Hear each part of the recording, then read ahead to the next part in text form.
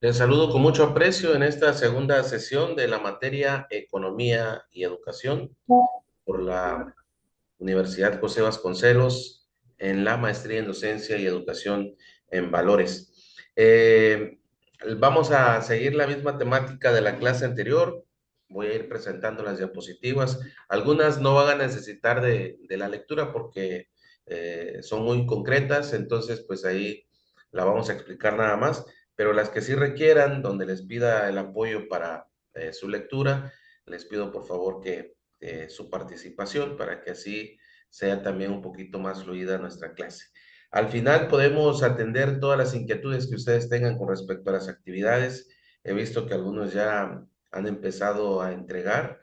eh, Todavía no las analizo a profundidad porque necesito tener la gran cantidad de ustedes para que así yo pueda analizarlas a todas. Entonces, básicamente así estará distribuido este día para que lo podamos llevar. Eh, Vamos a iniciar entonces. Les voy a presentar las unidades. Ya vimos en la clase anterior la unidad número uno sobre la introducción a la economía y la unidad número dos, la educación como inversión y no como gasto público. Y hoy estaremos platicando sobre estas dos más, la unidad 3 y la unidad 4.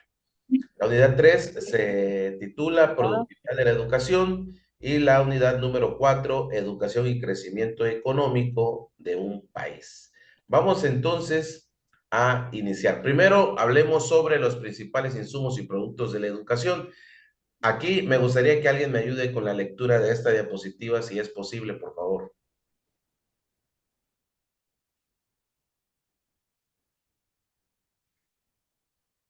¿Alguien quisiera leer esta diapositiva? Principales insumos de la educación. Insumos: docentes, infraestructura, materiales educativos, presupuesto, TIC, contexto familiar y social. Productos: aprendizaje, conocimientos, habilidades, valores, tasas de egreso, capital humano formado, innovación social y científica. Gracias, maestra, muy amable. Permítame un momentito porque no vi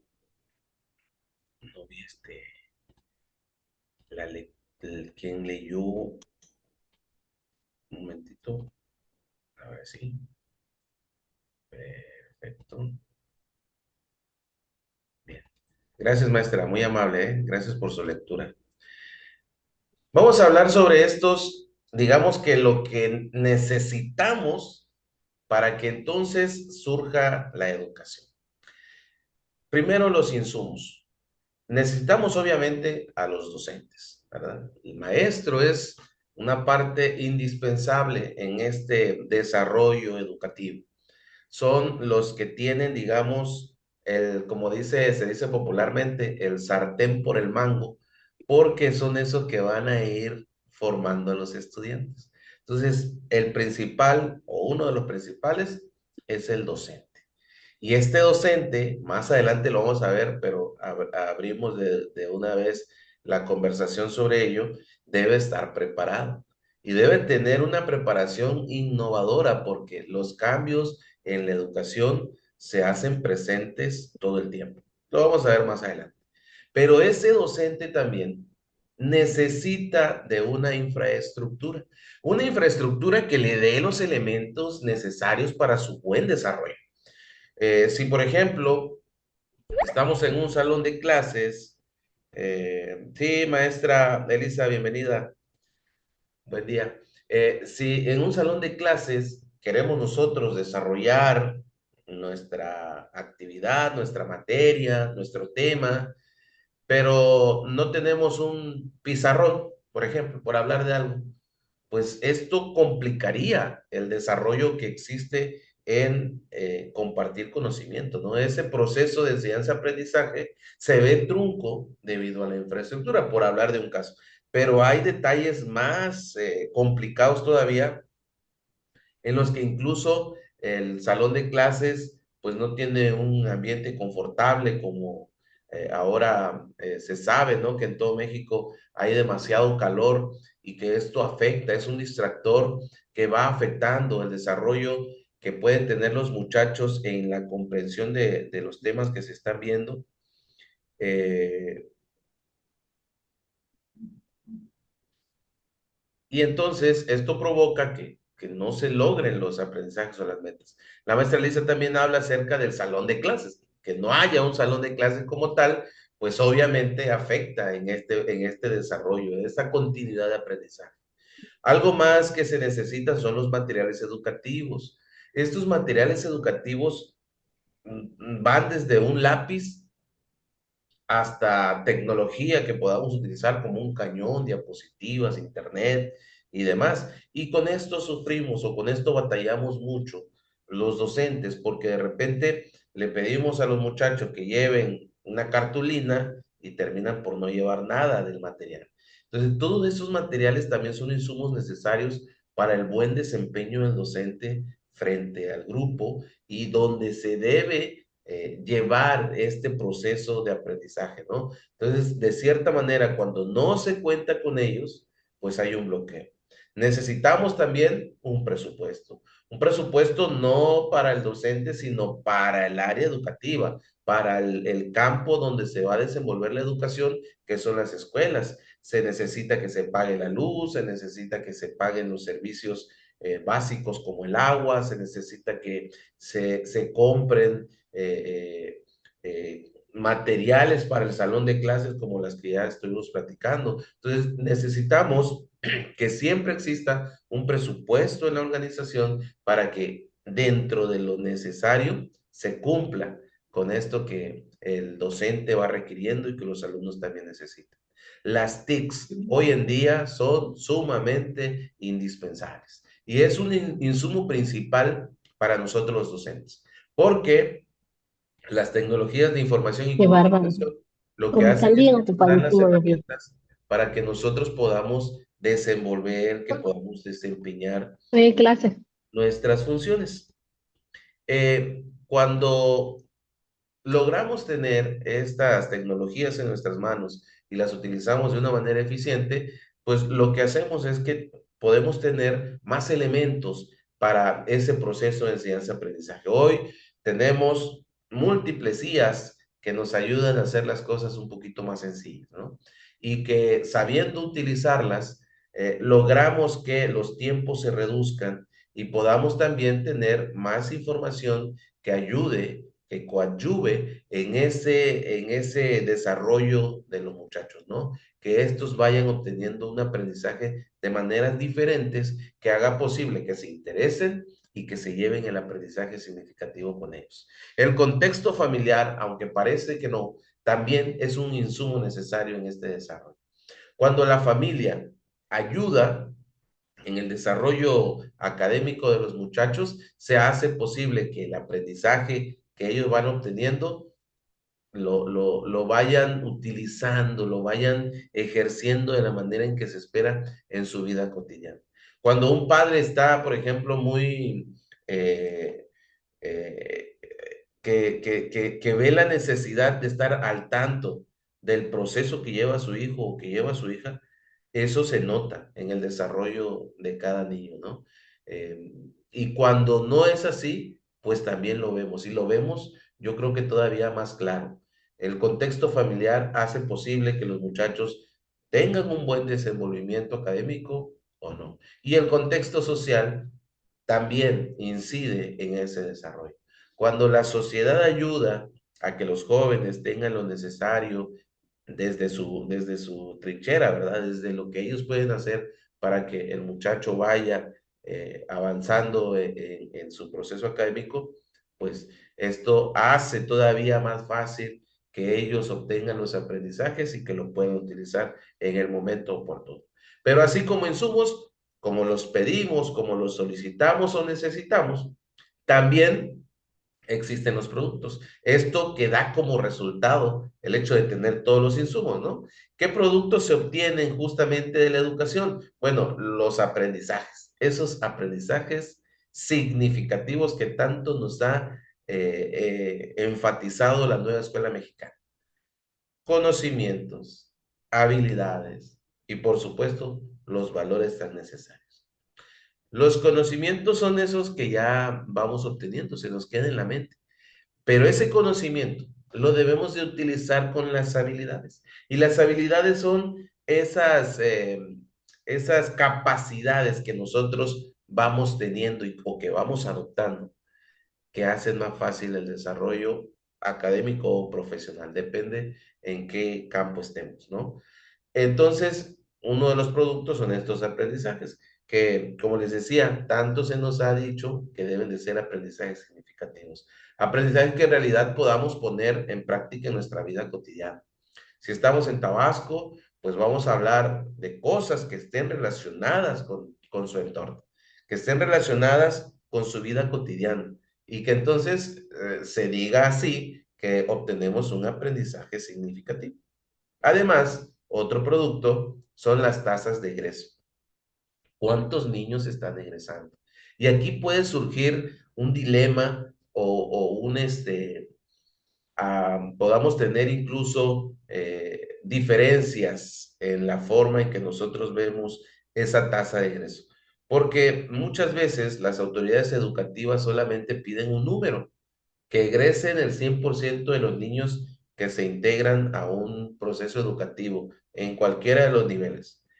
Pero como docentes, a lo mejor nosotros no pensamos de esa manera, ¿verdad? Nosotros lo que queremos es que los que vayan egresando, aunque la tasa sea baja, se vayan realmente con los aprendizajes significativos que se esperan.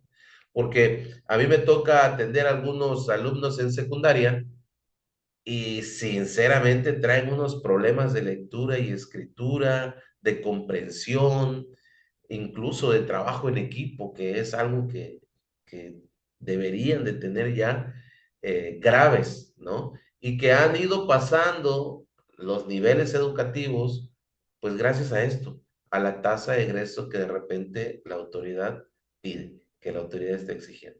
Hoy en día está en boga esto que la Suprema Corte de Justicia de la Nación pone como, como una medida, ¿no? Para que todos los alumnos puedan pasar de grado, aunque reprueben 4 o 5 materias, aunque vayan mal, digamos, en ese proceso.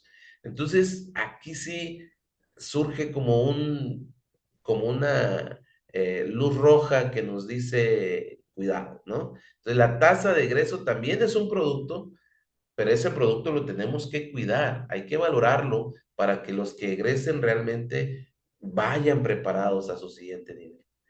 Un producto más es el capital humano formado. Cuando un docente ayuda a los alumnos para que estos obtengan los aprendizajes significativos, sabemos que como humano va íntegro en las capacidades o en el conocimiento que se pueden llevar. ¿Sí? El capital humano es ese que va a trabajar después en cualquier campo y que su desarrollo va a ser el óptimo ante las situaciones que se le presenten en el campo laboral. Además, un producto más es la innovación social y científica.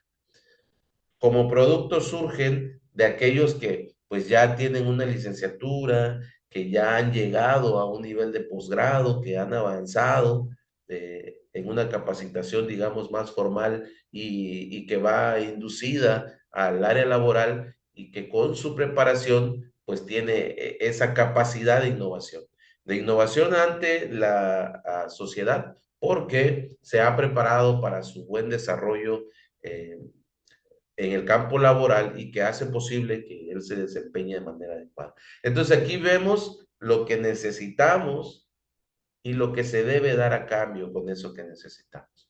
Ahora, podemos tener ahí un intercambio de opiniones con respecto a los productos que siempre va a ser necesaria, ¿no? Ver cómo están saliendo los productos que yo estoy sacando de mi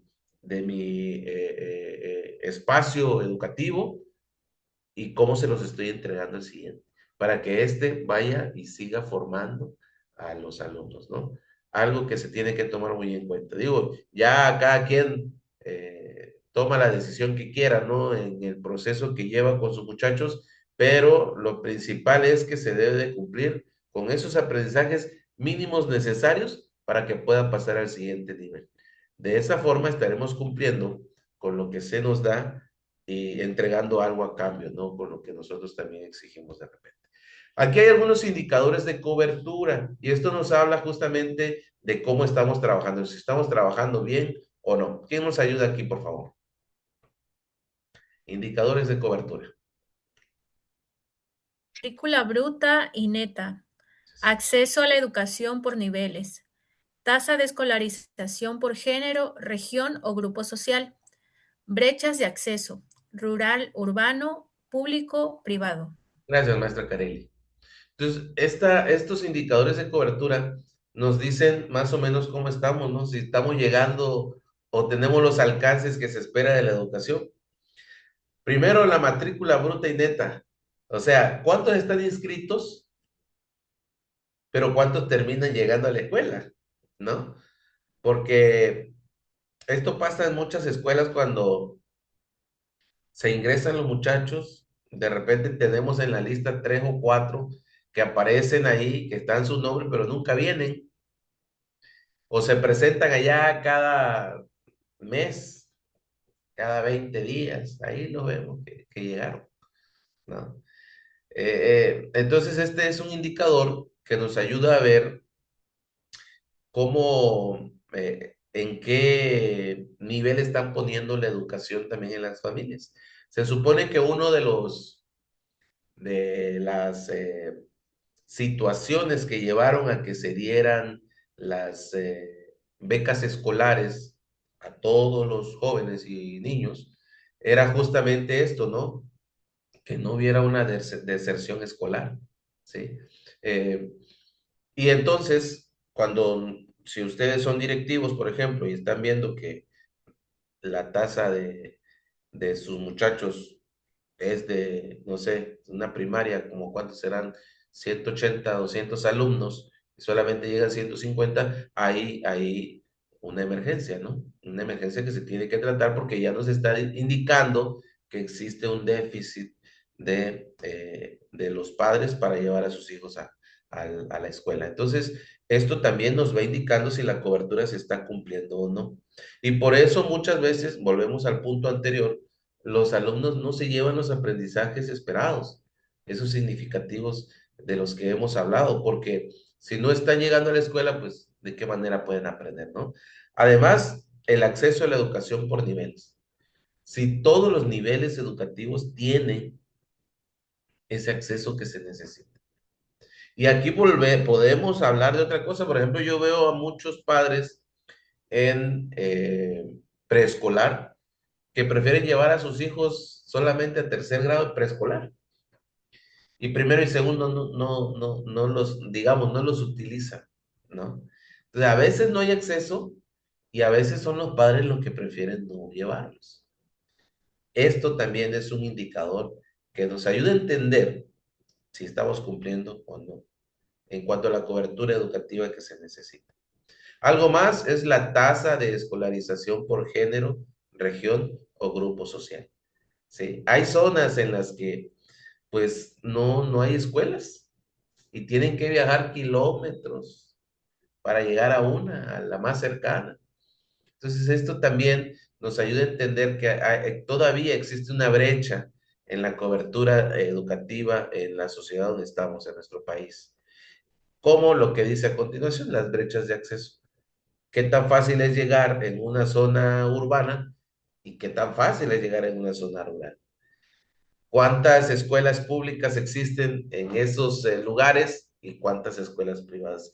Y luego, si estamos, por ejemplo, que tenemos muchas escuelas privadas, pues qué tan accesible es que yo pueda inscribir a mi hijo a la educación privada. Entonces, estos indicadores sí son herramientas que nos ayudan a ver cómo estamos llevando la educación a toda la población. ¿Estamos cumpliendo en realidad con la demanda que existe? ¿Nos estamos quedando cortos? ¿Cómo estamos trabajando? ¿No? Bien, vamos a avanzar.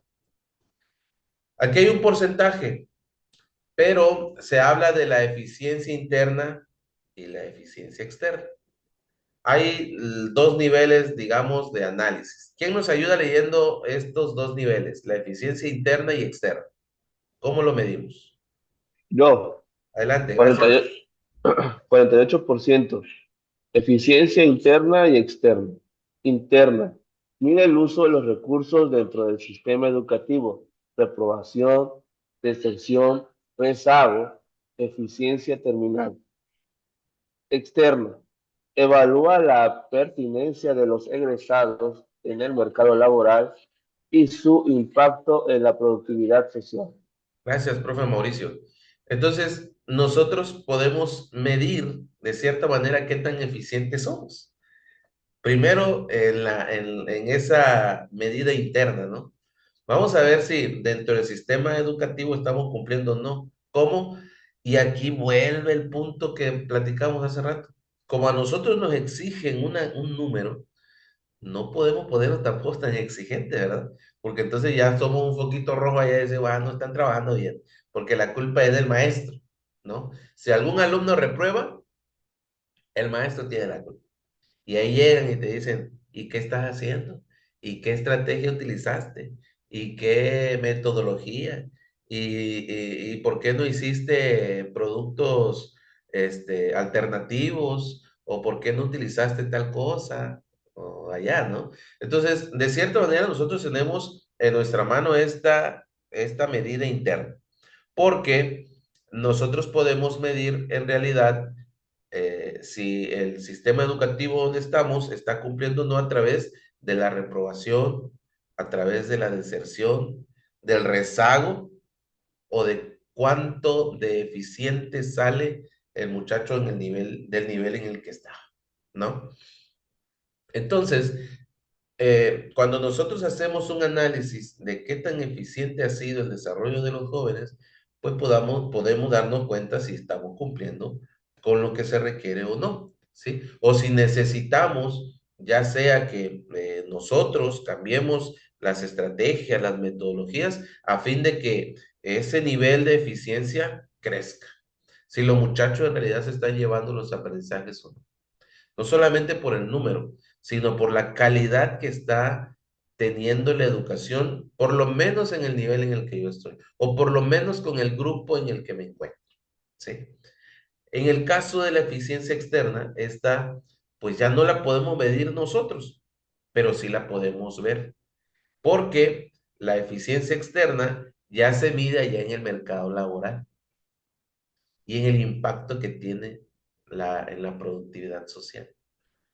Es realmente preocupante, yo creo que ustedes estarán de acuerdo conmigo, que muchos egresados, muchos que van egresando de las universidades públicas y privadas, que hay de todo, eh, pues ya está hasta de miedo, ¿no?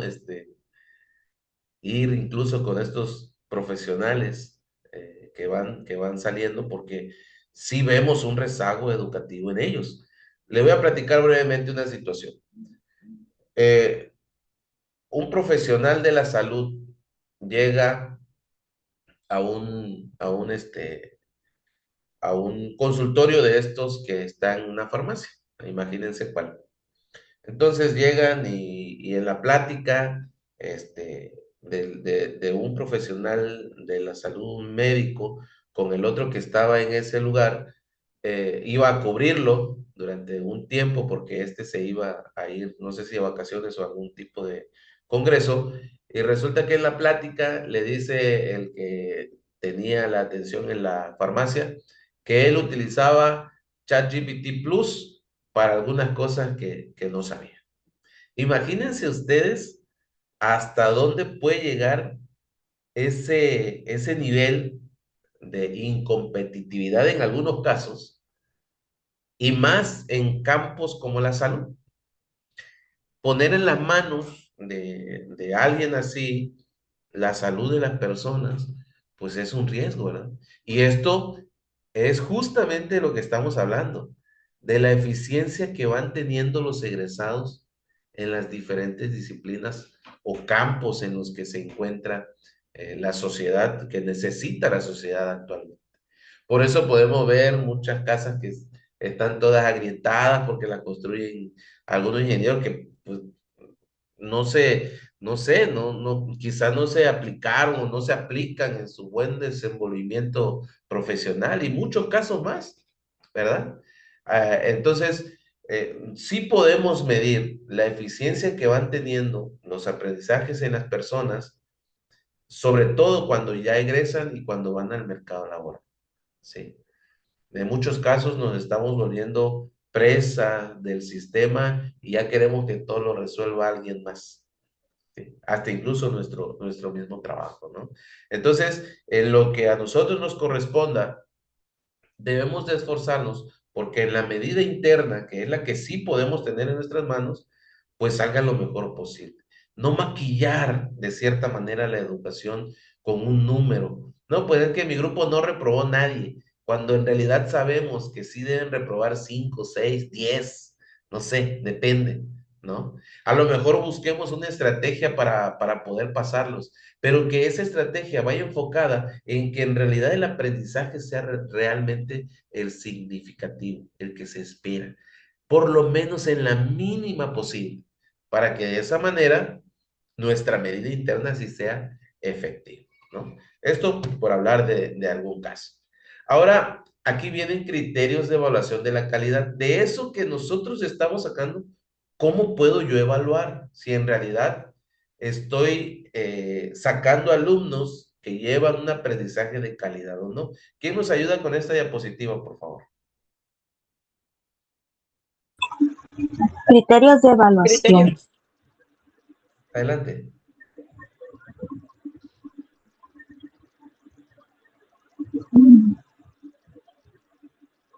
Criterios de evaluación de la calidad.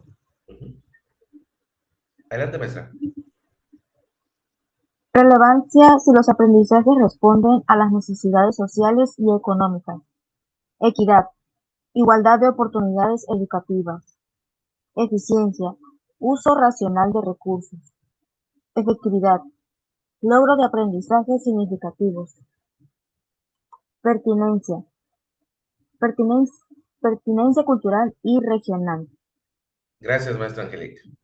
Aquí hay algunos criterios, no son todos ni son los únicos, ¿sí? Los únicos que podemos utilizar, usted puede utilizar más. Uno de ellos es la relevancia de los aprendizajes.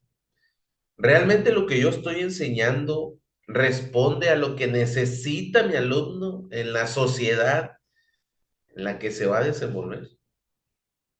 ¿O realmente en matemáticas le estoy enseñando al alumno a que pueda ver eh, cómo puede ahorrar, no sé, en la tienda de la esquina cuando tiene 20, 30, 50 pesos? Lo estoy enseñando realmente a que esos aprendizajes los traiga consigo siempre y que lo pueda utilizar, ¿no? Que en realidad los aprendizajes sean relevantes, que sean necesarios, que sí lo pueda llevar a la práctica, o solamente estoy enseñando por enseñar algún tema, ¿sí? Todavía me acuerdo de Baldor y de todas las cosas que veíamos con el libro de Baldor, ¿no? ¿Cuántos de ustedes se acuerdan de Baldor y de lo que tratamos con él en su libro? Me imagino que ustedes también lo llevaron, ¿verdad? Que muy poquito o nada. Entonces sí hay que ver si en realidad los aprendizajes van correspondiendo a lo que se necesita, ¿sí? Hay que llevarlos hacia allá. Y eso es lo que la nueva escuela mexicana nos dice, que los aprendizajes sean realmente significativos para la zona donde están. Y por eso nosotros elegimos los PDA y elegimos las estrategias y elegimos los proyectos, porque es dependiendo de la zona, dependiendo de la situación, de la necesidad. Un criterio más, la equidad. Hay oportunidad educativa para todos. O en un salón de clases, ¿estamos dejando actividades que todos nuestros alumnos puedan realizar? ¿O solamente algunos la pueden realizar y otros no? Y si no llevaron el material, ¿cómo le hacemos? Ya no la va a poder hacer. ¿Y ahora qué podemos emplear para que la haga y que no se quede rezagado? ¿Sí? Porque esto es oportunidad educativa. ¿Sí? Un criterio más, la eficiencia, el uso racional de los recursos. ¿Cómo estamos utilizando lo que tenemos? ¿Poquito o mucho, pero ¿cómo lo usamos? Estamos haciendo lo necesario porque además de que el aprendizaje llegue, que sea significativo para todos, este, cumplimos o tenemos o ayudamos a que el recurso que existe le llegue a todos por igual, ¿sí? Hay veces, por ejemplo, y me pasa muchas veces que agarran en la escuela donde yo estoy en secundaria y ahorita con los calores le bajan las, la ventila al clima y se la ponen directo, ¿no? Y a veces pasamos ese puntito desapercibido, ¿sí? Y dejamos que el chamaco esté ahí donde el aire le dé a él nada más y todo lo demás muriéndose de calor. Son una de las cosas de igualdad también. Porque si no está él desde una manera cómoda, pues ese proceso educativo se le va a cortar porque hace demasiado calor. Entonces, una vez que llego, le digo, a ver, levanten la ventila. Y en los dos climas se hace para que todos tengan una distribución del aire, ¿verdad? Por decir algo. Pero podemos hablar de más cosas que nos llevan a la igualdad, a la equidad. Nadie está por encima de absolutamente nadie, ¿no? Otro criterio, la eficiencia, el uso racional de los recursos, es de lo que estamos hablando, ¿verdad? Y la efectividad, logro de aprendizaje significativos. Esto que platicamos en la diapositiva anterior, sobre las medidas que tenemos nosotros entre una y otra situación. Entonces, cuando nosotros logramos los aprendizajes significativos, pues sabemos que los muchachos llevan los aprendizajes que necesitarán en el siguiente nivel educativo y que los ayudará en su buen desenvolvimiento académico y después profesional. Y por supuesto también la pertinencia cultural y regional. ¿Entienden realmente dónde viven? Me pasó que en una ocasión le pregunté a los muchachos en secundaria si ellos sabían que en Tabasco habían algunas ruinas como Chichen Itzá, como Palenque, se habían estas zonas arqueológicas y ninguno sabía. Nadie sabía que en Tabasco existen zonas arqueológicas y en Comalcalco hay zona arqueológica. Eh, entonces, a veces también es porque ellos no tienen esta pertenencia cultural o que entiendan realmente por qué Tabasco se llama Tabasco, que los ríos con los que contamos eran esas avenidas donde los españoles llegaron, entraron y conquistaron estas zonas y más, ¿no? Cosa que muchos de ellos desconocen. Entonces, si nosotros queremos realmente medir la educación que estamos transmitiendo, pues podemos utilizar estos ciertos criterios y podemos utilizar todavía más. Criterios que nos van a llevar a entender si en realidad la educación está siendo de calidad o no, o se está quedando ahí rezagadita. Bien, vamos a avanzar. ¿Cuáles son los factores esenciales de aprendizaje? Miren, esta diapositiva, pues aquí la vamos a analizar. Necesitamos formación docente. Urge la formación docente. ¿Sí? Todo el tiempo nosotros debemos estar innovando, actualizándonos con múltiples estrategias, eh, con las tecnologías de información que existen, con las IAs, porque sí hay que utilizarlas, pero hay que utilizarlas bien. No hay que dejar que ellas hagan todo el trabajo por nosotros. No, todo lo contrario. La formación docente es indispensable. Así que ustedes, si van a terminar ahorita su maestría o están en el proceso de la maestría, pues lo que sigue, el doctorado. Luego, quizá alguna especialidad, no sé, ¿sí? Pero hay que estarse actualizando. Afortunadamente, contamos con Internet que nos ayuda a analizar y estudiar muchos temas, todos los que querramos. Buscar formas dinámicas nuevas de transmitir el conocimiento, no eso que hacíamos anteriormente. También otro factor esencial para el aprendizaje es el clima escolar. Cómo se maneja el ambiente escolar para la transmisión del conocimiento y la participación de cada uno de ellos. La inversión en materiales y tecnología. Aunque a veces es complicado, pero el docente necesita invertir. ¿Sí? Si queremos que las clases, si queremos que nuestros temas sean más llamativos, ni modo, hay que invertir, porque nadie más lo va a hacer por nosotros lo tenemos que hacer. También necesitamos, como otro factor esencial, la participación de la familia. Un tema muy complicado, porque hay muchos padres que trabajan todo el día y se desentienden de sus muchachos y utilizan la escuela solo como una guardería, ¿no? Pero sí necesitamos la participación de la familia para que los aprendizajes realmente cumplan su propósito. Y por supuesto, las condiciones socioeconómicas del alumnado, que lleven sus materiales y que los utilicen de la manera en que se espera, a fin de que el aprendizaje pues cumpla con el propósito que tiene, ¿no? Bien, vamos a seguir. Aquí hay 3 problemas de medición de los costos, de lo que se necesita. ¿Alguien nos puede leer estos 3, por favor?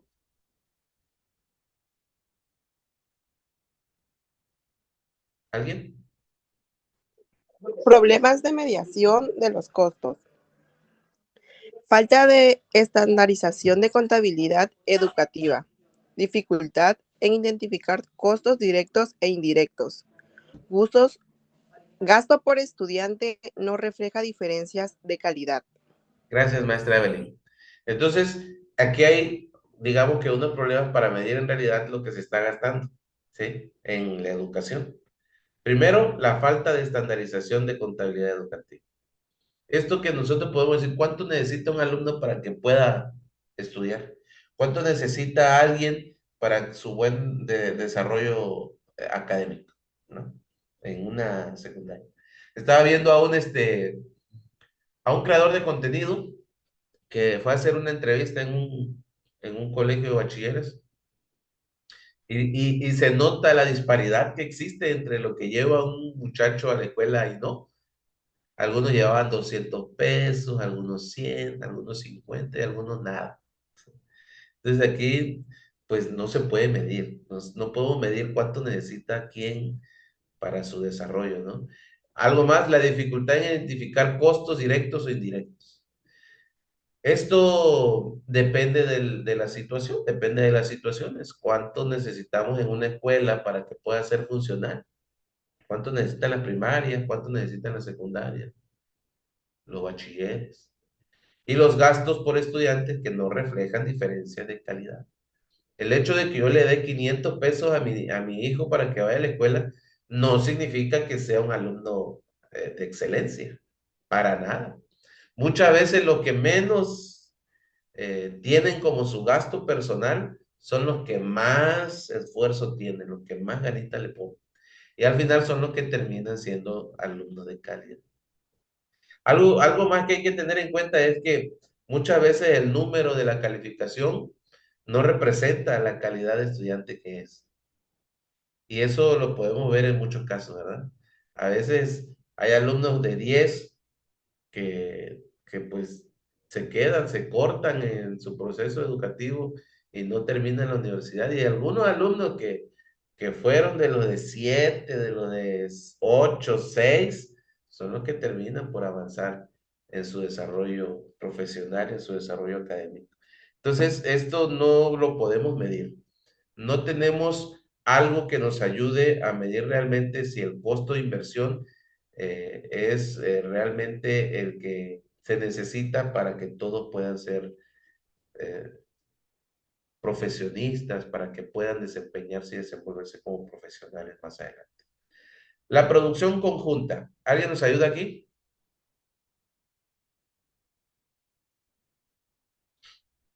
Producción conjunta. Producción conjunta. La educación produce simultáneamente capital humano, cohesión social, innovación, ciudadanía. Ejemplo, una universidad no solo forma profesionistas, también genera investigación y desarrollo cultural. Gracias, maestra Fanny. Entonces, la educación produce varias cosas, ¿no? O digamos que en una persona se pueden generar varias cosas. Capital humano, el que va a trabajar, el que va a salir al área laboral y se va a desempeñar. Pero esa persona, ese humano, además de ser un buen trabajador, debe tener cohesión social. Es decir, se puede relacionar con quienes eh, tiene contacto directo diariamente. Puede tener una buena relación con sus compañeros de trabajo. Esa misma persona puede ser innovadora, ¿sí? Puede tener estrategias para poder realizar sus actividades de una manera más fácil, diferente y funcional, ¿sí? Depende, obviamente, volvemos a lo mismo, ¿no? Del aprendizaje que trae, de la preparación que lleva. Y por supuesto, produce ciudadanía, porque si es una persona que trabaja y se esfuerza por hacer bien su trabajo, si mantiene buenas relaciones sociales y si además está buscando la manera de utilizar estrategias para desempeñar su trabajo de manera más efectiva, pues sin lugar a dudas cumplirá con lo que la sociedad pide de cada ciudadano, que es pagar la luz, pagar todos los impuestos, respetar las leyes de todo tipo, y eso hará posible que la sociedad se pueda desenvolver, digamos, de la manera más correcta posible. El ejemplo que nos da aquí, la universidad no solo va a formar profesionistas, también genera investigación y desarrollo cultural. Cuando una persona se prepara de manera educativa, nos damos cuenta por cómo se conduce. Se dirige casi siempre con respeto. En muchos casos, digo, hay de todo, ¿verdad? Pero regularmente quien está preparado, pues se dirige con respeto hacia las demás personas, es sociable, es empático, es comprensible, trata de que las cosas no se salgan de control, sino que trata de que todo se pueda solucionar. Entonces, si es una producción conjunta de la educación en el individuo, porque la educación siempre va a buscar generar personas íntegras, y eso es lo que esperamos de todos y cada uno de nuestros muchachos. ¿Cuál es el aporte público y el aporte privado? O cómo se miden esos aportes? ¿Hacia qué nos llevan? ¿Quién nos ayuda aquí, por favor, a leer esta diapositiva? Yo le ayudo, profesor. Gracias. Aporte público y privado. Público. Gasto en educación obligatoria. Programas sociales, becas. Privado. Universidades particulares, inversión en capacitación, fundaciones. Tendencia. Sistemas mixtos de financiamiento. Gracias, maestra Fernanda. Entonces aquí aparecen, digamos, estos dos sectores que tienen a la educación, el público y el privado.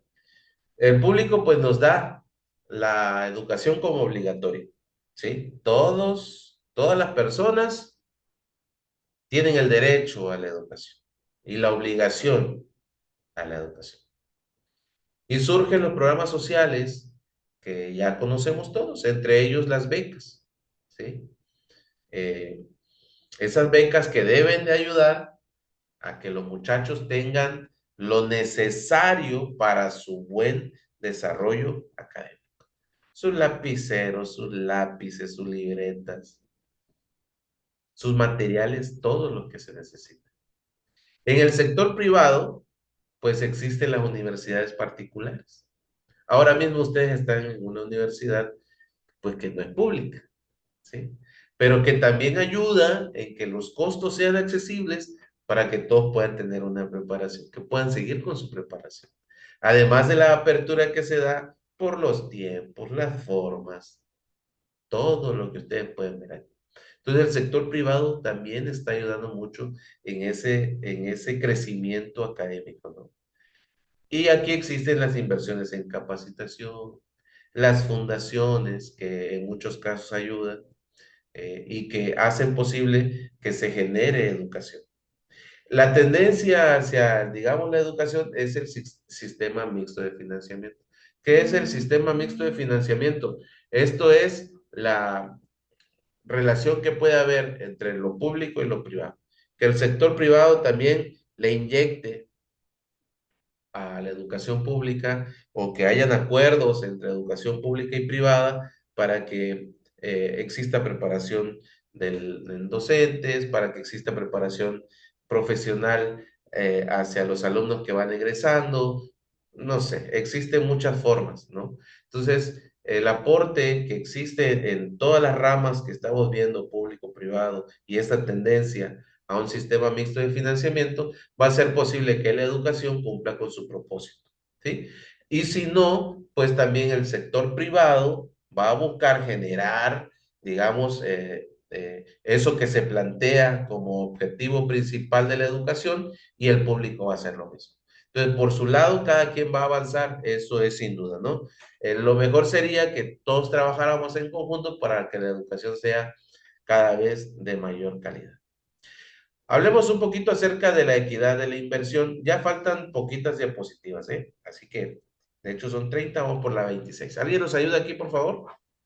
Yo, maestro. Gracias. Equidad. Equidad Equidad de distribución.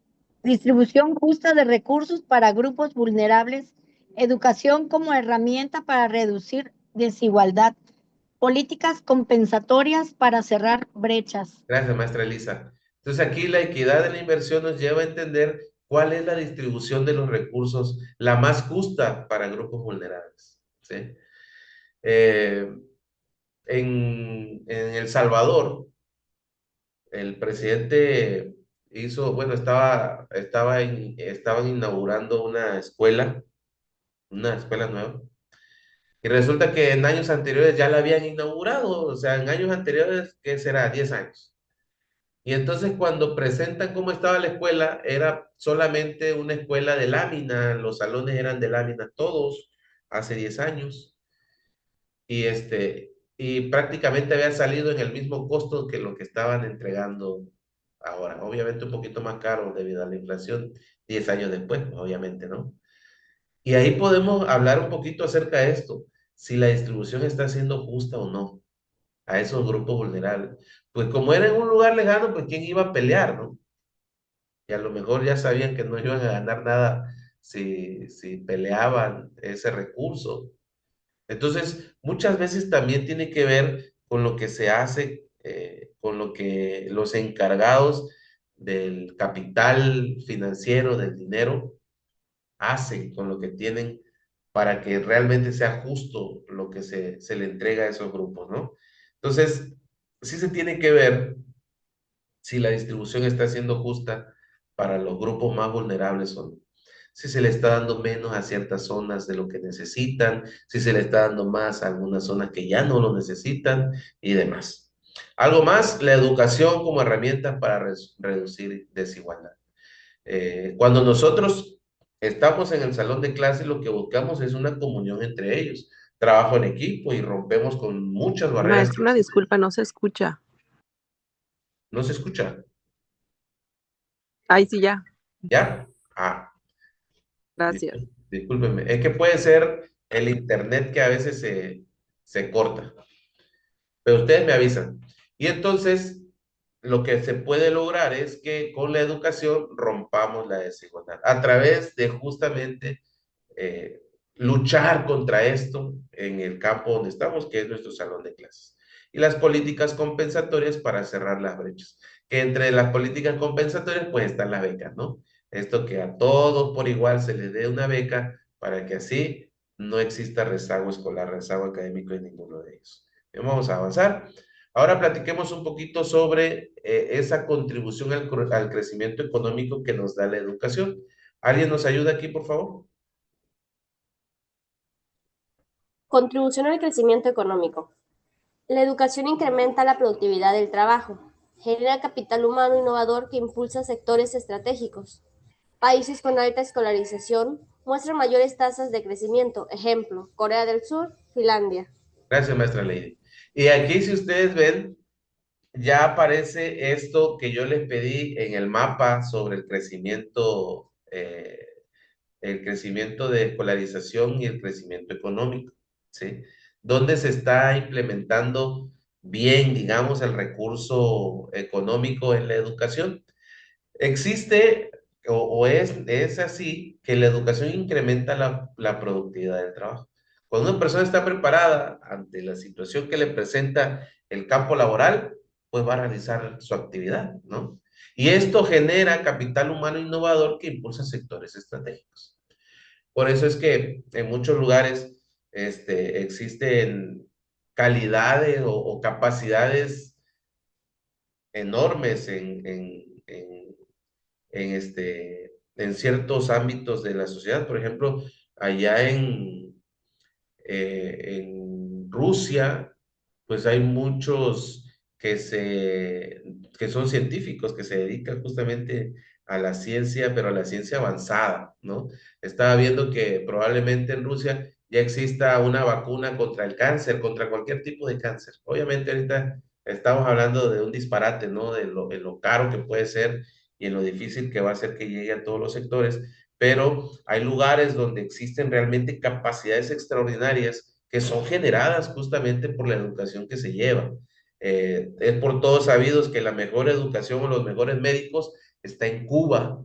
Ahí están los mejores médicos, pero son los peores pagados, ¿no? Y así podemos ir platicando de muchos casos. Y aquí existen países, ejemplo como Corea del Sur y Finlandia, que tienen una tasa de crecimiento económico muy alta gracias a la buena educación que se lleva en esos lugares. Bien, vamos a avanzar. Equidad y efectos externos. ¿Quién nos ayuda con esta diapositiva? Equidad y efectos externos. Equidad, acceso universal a educación básica y superior. Efectos externos, ciudadanos más saludables, mayor participación política, cohesión social. Gracias, maestra Evelyn. Entonces aquí estos dos puntos que son, digamos, necesarios de análisis. El acceso a la educación universal. Si todos pueden acceder a educación básica y superior, y ahorita sí, desafortunadamente ya ni examen le van a aplicar a los chamacos para que entren a media superior. Y se están creando universidades para que tampoco presenten examen y que puedan todos tener educación. Y aquí quizá es donde nos estamos perdiendo, ¿no? Pero bueno, ese ya sería otro tema. Y otro, los efectos, perdón. Sí, maestro, solo es un examen que se va a aplicar como sondeo y se le va a Ajá. tomar en cuenta para su primer parcial, sumando lo que saque. Imagínense, maestra Elisa. Bueno, en el Entonces, caso de nosotros. sí, sí, en media superior, ¿verdad? Sí, sí, maestro. En media superior, exacto. Antes les aplicaba un examen de conocimiento y los que tenían mayor puntaje, hasta donde se, eran los que quedaban en los diferentes centros educativos, ¿no? Entonces, pues sí, aquí hay un mayor acceso, por supuesto, pero hay que ver la calidad con la que van a salir estos jóvenes o los que están entrando, qué tan preparados van, ¿no?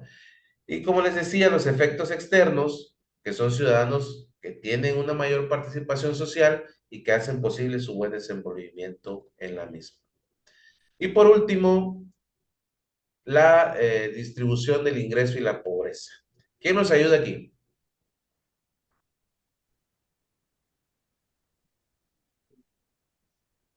Educación mejora la movilidad social. Reduce la transmisión intergeneracional de la pobreza. Sistemas educativos incluyentes contribuyen a redistribuir ingresos. Ejemplo, programas de educación técnica y profesional en países en desarrollo que mejoran empleabilidad. Gracias, maestra Carelli. Aquí, si vemos, la educación lo que hace es mejorar a la sociedad. Eso es indispensable. Eso sí, eso lo podemos ver claramente. Entre más preparada está una sociedad, más educada está una sociedad, pues mejor será la forma en que éste se comparte o se lleva, logra desenvolverse con sus vecinos, con sus colegas, con sus compañeros de clase, de trabajo, etc. ¿Sí?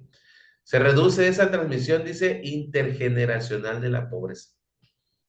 Y no es que antes hayan sido pobres, totalmente pobres nuestros abuelitos, bisabuelos, sino que como no tenían una buena educación, pues vendían todo, ¿verdad? Pasa, ustedes se pueden acordar a lo mejor que sus abuelos, sus bisabuelos tenían ranchos, tenían vacas, tenían tenían de todo, pero como no estaban educados financieramente, pues terminaron por vender todo y ya no dejaron nada.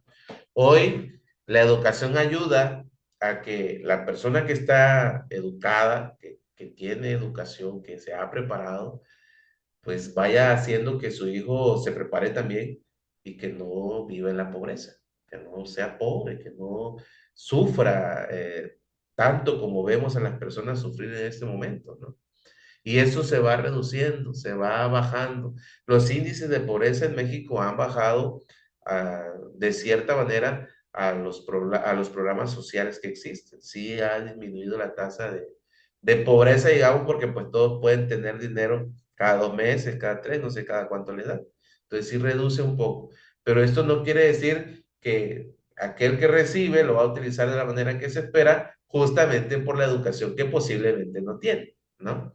Los sistemas educativos incluyentes van a contribuir a la redistribución de ese ingreso, de lo que estamos hablando, de que no van a ir y que pasa mucho que hay memes en internet, ¿no? Cuando los jóvenes cobran su beca y ahí lo ven en los Oxxos comprando cosas que no deberían, ¿no?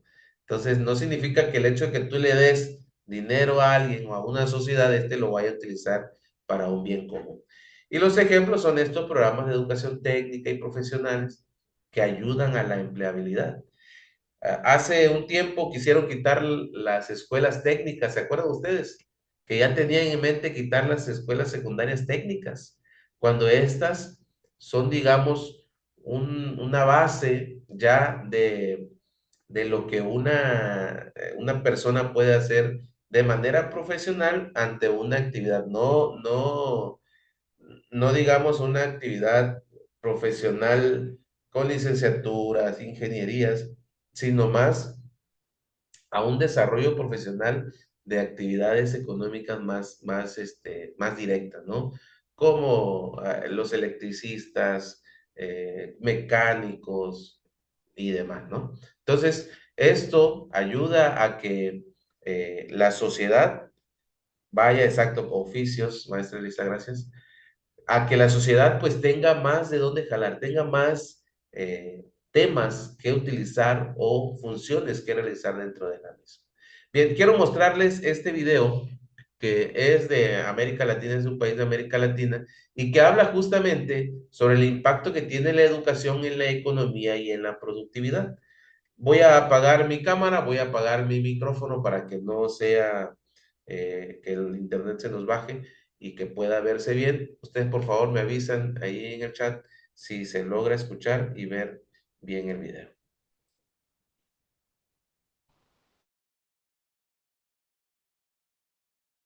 Mónica Muñoz Nájar, economista de la Red de Estudios para el Desarrollo, para el comentario de hoy, lunes 4 de marzo.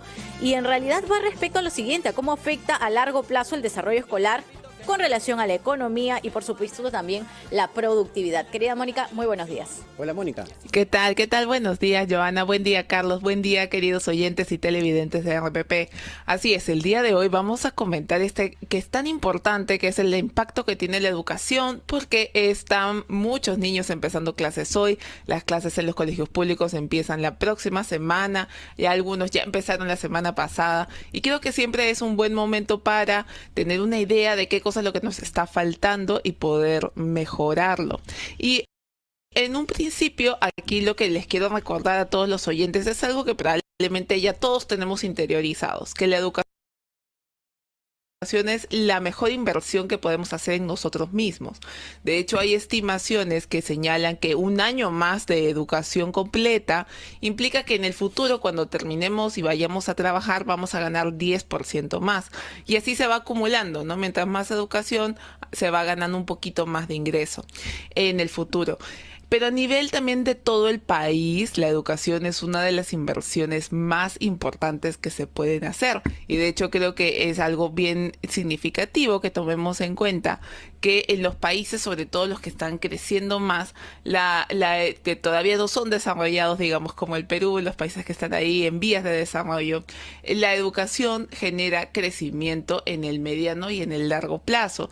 Y además un mecanismo bien interesante es que se considera considerada como un igualador de oportunidades. ¿Habían escuchado eso antes? Que la Sí, educación es el sí. igualador Ujú. de oportunidades, ¿verdad? ¿Esto qué significa? Que podemos tener diferentes situaciones socioeconómicas al nacer, pero el sistema educativo nos debería llevar a todos a tener el mismo acceso a las Pero no oportunidades. pasa en nuestro país, lamentablemente. Y justamente de eso quería comentar, porque eso es, digamos, el objetivo. Pero el problema es que en el Perú los aprendizajes sí son muy diferentes. Si uno va a un colegio privado de los buenos versus un colegio público, y de hecho, sobre todo en las zonas rurales. Tal vez muchas de las personas que nos están escuchando que viven en ciudades no son tan conscientes de esta diferencia, pero en los colegios públicos en las zonas rurales hay una brecha grande con los colegios de las ciudades. ¿Y eso qué significa? Que simplemente un niño por vivir en una ciudad ya es hasta el doble de probabilidad de tener aprendizajes satisfactorios en lectura y matemática. Solamente por dónde vive, ¿no? Eso no depende de las habilidades del niño, no depende, ¿no?, de otros factores, sino solamente por dónde vive. Y eso es un factor más bien desigualador. Entonces, ahí es donde se tiene que poner mucho énfasis en nuestro sistema educativo, en el cierre de esas brechas. Cuando uno habla de colegios públicos privados en Perú, en las ciudades, ahí sí la diferencia, yo quería aquí como romper un mito, señores. Los colegios privados no siempre necesariamente son mejores que los colegios públicos Claro, de las ciudades, lógico. sobre todo de las ciudades más grandes, en Cusco, en Lima, en Arequipa, en Trujillo, en Chiclayo, en Tacna, en Arequipa. En las ciudades normalmente no se da eso de que el colegio privado siempre automáticamente es bueno. Hay muchos colegios públicos que de hecho les va mucho mejor a los egresados, les va mejor en distintas mediciones que los colegios privados. Así que siempre es bueno que ustedes estén atentos a cuáles son las mejores condiciones de los colegios para sus hijos, ¿no? No automáticamente ahí, lamentablemente, no siempre en lo Mónica, privado es mejor, sí. Mónica, tú has dicho una palabra clave, inversión. Ahora, la inversión que hace el gobierno en el sector educación es la adecuada en cuanto a cifras, a porcentajes. Siempre en los presupuestos públicos que se aprueban en el Congreso se plantea justamente que la inversión sea la óptima, pero no sé si consideras que eso es así, efectivamente. Sí, ahí hay bastante debate, Carlos. Es una pregunta bien importante porque ustedes tal vez han escuchado esto de que el Perú tiene que llegar al 6% de su PBI en Sí, educación, 6% lo del han PBI, ¿no? planteado Es un hasta dato. como oferta De campaña, sí. Así es, exacto, ¿no? Y de hecho está en la Constitución. Hubo una reforma constitucional hace un par de años y está en la Constitución de que el PBI tiene que ser el gasto en educación tiene que ser 6% del PBI. Pero ahí hay dos factores fundamentales. El primero es que lamentablemente para Perú, 6% del PBI significa casi más de 40% de su presupuesto de todo el Estado que se tendría que ir a educación, porque lamentablemente en Perú se recauda muy poco. El año pasado justo tuvimos una caída significativa de la recaudación tributaria. Entonces sería no gastar en salud, no gastar en seguridad, no gastar en carreteras, ¿no? Que es muy difícil para un país en desarrollo como el Perú. Entonces no es realista poder llegar a ese porcentaje. Ahorita estamos más o menos en 4% del PBI, ¿no? Nos faltan 2 puntos porcentuales. Y lo segundo es que más bien en vez de pensar en un número como 6%, que es un número arbitrario, en verdad salió porque algunos países tienen esa regla, pero no significa que es lo que necesita el Perú, deberíamos tener una idea más clara de las brechas que tiene Perú, ¿verdad? Y con eso sacar la cantidad de dinero que se necesita. Entonces, ese número es un número bien arbitrario en el cual uno no puede tener tanta confianza de que ese número, una vez que lleguemos ya nuestra educación va a estar bien. Y Mónica, Y además tenemos también el tema de la calidad del gasto, sí, Joana. exacto. Pero ¿qué podemos hacer? Me refiero, por supuesto, como país, ¿no? En medidas a mediano plazo, a corto plazo e incluso a largo, ¿no? Porque si decimos, y esto parece ya un cliché, una frase trillada, ¿no? Que los estudiantes y su educación son el futuro de nuestro país, pero constantemente nos enfrentamos a los mismos problemas. El inicio del año escolar significa hablar de lo mismo todos los años. La estructura, la meritocracia, la capacitación, los baños de los alumnos, las condiciones en general. Sí, de acuerdo. Yo creo que es importante ver lo que nos dice la evidencia. La evidencia internacional nos dice que el factor más importante en la educación son los profesores. Eso es lo más importante. Es evidentemente importante infraestructura, materiales, servicios higiénicos, agua, sí, pero los profesores es el componente más fuerte, el que explica más. Un buen maestro le puede cambiar la vida a un niño de muy bajas condiciones, incluso socioeconómicas, ¿verdad? Entonces, ahí el tema es poner mucho énfasis en la capacitación a los docentes, en el acompañamiento a los docentes. Algo bueno que ha hecho Perú es ha aumentado, casi se ha duplicado el sueldo base docente. No sé si ustedes sabían ese dato, de 1.555 soles a 3.100 el salario base en solo 8 años. Entonces, eso es algo positivo. Sin embargo, se queda corto porque lo que necesitamos es meter más esfuerzo en la capacitación a los docentes, acompañarlos y estar con ellos y tener un control de la calidad de esas capacitaciones. Así que por ahí es donde la evidencia nos indica que tenemos que ir, Carlos Joana. Así que ya para no seguir hablando de eso todos los años, esperemos que se pongan las pilas las autoridades.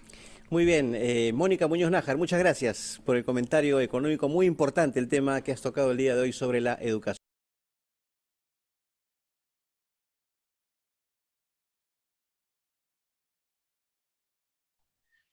Muy bien, pues se parece a nuestra realidad, ¿no? De todas maneras habla de América Latina y estamos, digamos, en igualdad de circunstancias. ¿Alguien tiene algún comentario que hacer con respecto a lo que se vio en el video?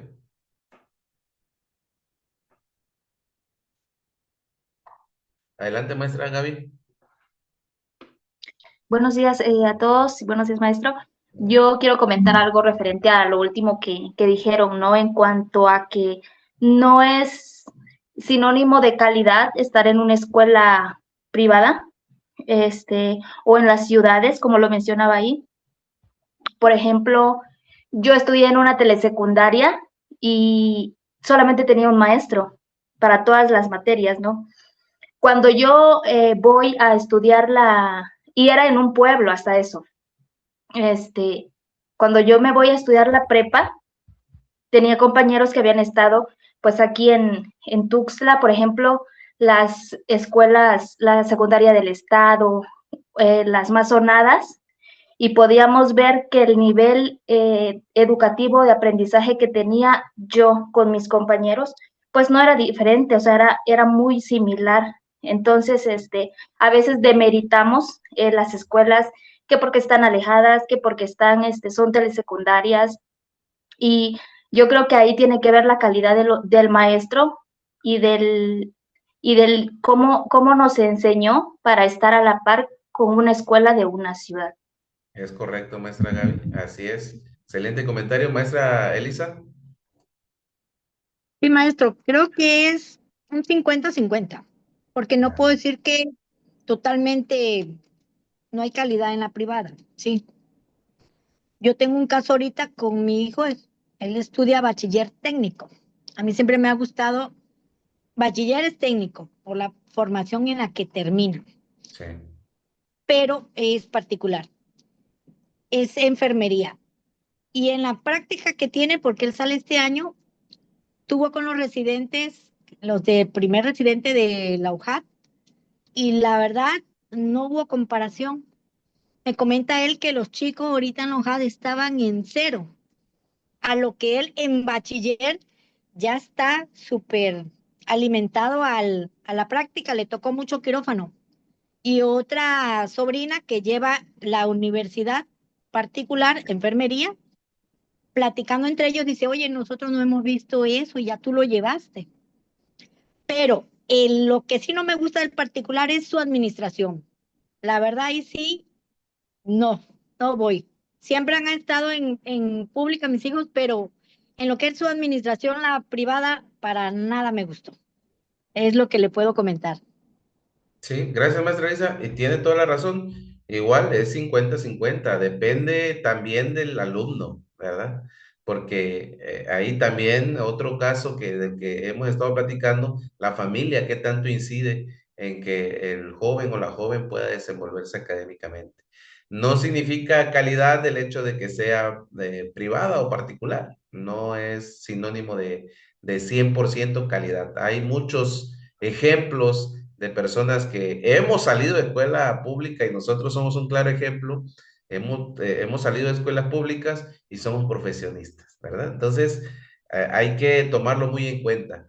Lo que sí es que también depende mucho del trabajo del docente, que tanto se esfuerce porque los aprendizajes que transmite sean los más necesarios y correctos posibles. Muy bien, ¿alguien tiene dudas? ¿Alguna duda que comentar? Si no, para ir cerrando nuestra sesión. Ok, les agradezco mucho que se hayan conectado a esta segunda clase. Espero que lo que hemos aprendido se les quede grabado, que lo puedan utilizar en su buen desarrollo profesional, que sigan avanzando en la maestría y espero que no sea la última vez que nos veamos, sino que podamos tener la oportunidad de compartir conocimiento en otra materia. Me dio mucho gusto saludarles. Cuídense mucho, que estén muy bien. Quedo a la orden en el WhatsApp. Buenas tardes. Gracias, maestro. Buenas tardes.